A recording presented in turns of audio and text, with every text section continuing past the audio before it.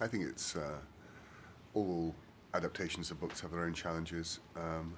Jonathan's incredibly imaginative book. It's a series of choices. You have to make choices about what you're going to focus on and what story you're telling, and include Jonathan in all those choices and make sure he's okay about it, which he was.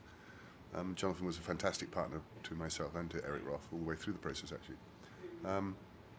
But it's, in the end, it's a strange sort of mash-up, really, if you like, of the original author, then the screenplay author, and then the director, and you make something unique and something different from all three minds.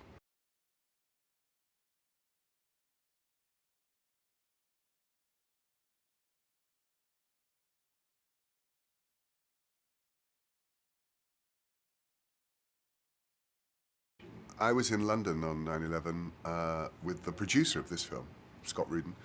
We were actually finishing The Hours at that time, and both of us shared those days in the aftermath together. And I think both of us went through a pretty traumatic time in London, as many people did, and trying to get back to New York, which we eventually did together. And I suppose part of the reason for doing the film was because we shared those days together. I think that everybody has their own 9/11 story. This is made up really from a amalgamation of things that was in the novel that Jonathan wrote, and things that I'd heard about and wanted to talk about that terrible day.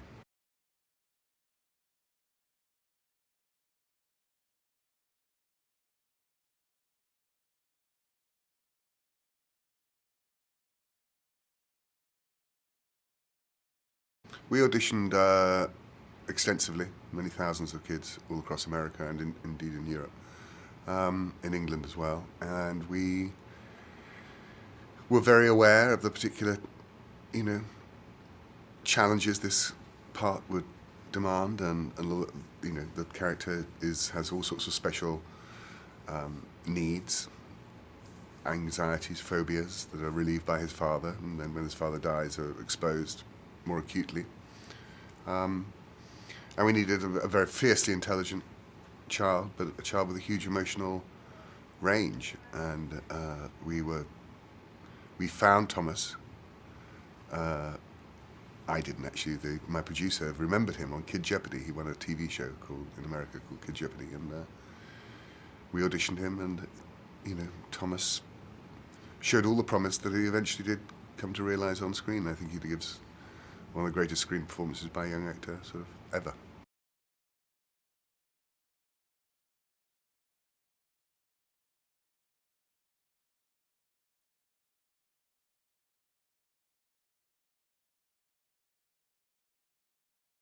We did film all over the different 5 boroughs. We had a particular fond affection, I think, all of us, to the Rockaways down there in Queens. That's the houses on stilts where they go, because it's such an unusual and fascinating area of Queens. But we shot everywhere. We shot, we had, in Bed-Stuy underneath the elevated train there. I mean, I remember that day just because nobody could hear. The noise was so intense. So nobody could speak to anybody. Max couldn't hear anything. Thomas couldn't hear anything. I couldn't hear anything. And just trying to make up these scenes or get these scenes done, that was a particularly stressful event. But it's been a great discovery going around the city. And I am an expert on Central Park. I can actually do the best tour now of Central Park you could ever possibly have.